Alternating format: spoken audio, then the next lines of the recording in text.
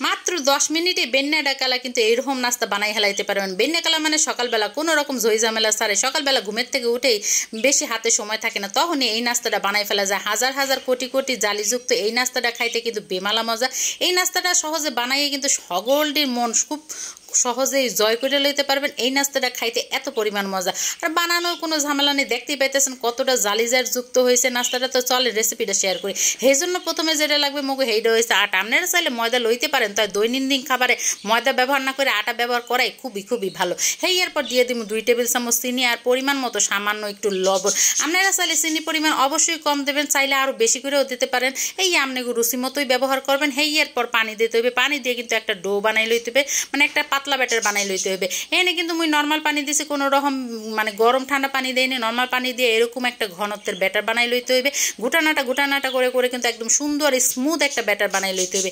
দেখতেই পাইতেছেন আপনাকে ব্যাটারের ঘনত্বটা কিন্তু দেখে বুঝে লইতে হইবে, এটা তোর মুখে বললে দিতে পারবো না। সেই এরপর যেটা লাগবে সেইটা হয়েছে মগু এরকম একটা ইনোর প্যাকেট। এটা হচ্ছে 5 গ্রামের একটা প্যাকেট। মুই কিন্তু এখানে 1.5 কাপ ময়দার লাগে অর্ধেকটা ব্যবহার করছি। ইনো দিয়ে অর্ধেকটা পাউডার দিয়ে হেইয়ের মধ্যে অল্প একটু পানি দিয়ে ফুলাই লই। হেইয়ার পর ডোয়ের সাথে খুব সুন্দর মতো মিলাই জিলাই লইতে হইবে। একেবারে চামচ দিয়ে সুন্দর মতো মিলাই জিলাই লইতে হইবে।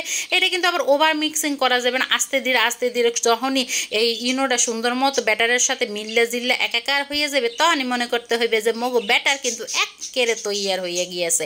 এখনই চলে যাইতে হবে চুলার উপরে। বেশিক্ষণ আবার ওয়েট করা যাবে না। এরপর চুলার তাওয়াটা গরম করে হেইয়ের মধ্যে 1 হাতা ব্যাটার দিয়ে দিতে হইবে। হেইয়ার পর 2 মিনিট ওয়েট করলেই দেখবেন যে জাদু হয়ে গেছে। একই হাজার হাজার কোটি কোটি ফুকাযুক্ত এই নাস্তাটা খাইতে কি পরিমাণ যে মজা বন্ধুগণ, মানে দারুণ দারুণ মজার সাথে। এই যে ঘপাত করে দেবেন আর ঘপাত করে উড়াইবেন, কোনো রকম ঝামেলা নেই। ঠাসঠুস করে দেবেন আর ফাঁসফুস করে উড়েই হেলাইবেন। দেখছেন পিছনেরটাও কত সুন্দর হয়েছে, মানে পিছন সাইডটা কতটা সুন্দর হয়েছে। আর উপরে তো মানে এই যে জালিজারের কিন্তু অভাব নাই, হাজার হাজার কোটি কোটি কোটি কোটি কোটি জালিজার। এই যে এরকম করে দেবেন আর উড়াইবেন। মোর কিন্তু নাস্তা বানানোর মধ্যে কিন্তু 3 সাইডটা কিন্তু শেষ হয়ে গেছে। মোর কিন্তু বেমালা পিঠা হয়েছিল, তাই 3 সাইডটা শেষ হয়ে গেছে। এই যে দেখছেন কত সুন্দর, খালি দেবেন আর উড়াইবেন। তাই এরকম করতে করতে কিন্তু মুই হগল পিঠাটি বানাই হেলাইছি। এই যে দেখতেই পাইতেছেন এখানে আছে সগ্গা পিঠা। হের আগে কিন্তু 4-5টা পিঠা খাওয়া হয়ে গেছে। টোটাল মনে হয় মোট 1.5 কাপ ময়দার মধ্যে 1.5 কাপ আটাতে কিন্তু প্রায় 10 থেকে 11টা পিঠা হয়ে গেছিল। সেই এরপর আপনাকে পিঠাটা একটু ভাঙ্গিয়ে দেখাইতে আছে। এই যে দেখেন কতটা সুন্দর হয়েছে। এরকম করে ছুটাইবেন আর ভিতরে হাজার হাজার জালি হইবে।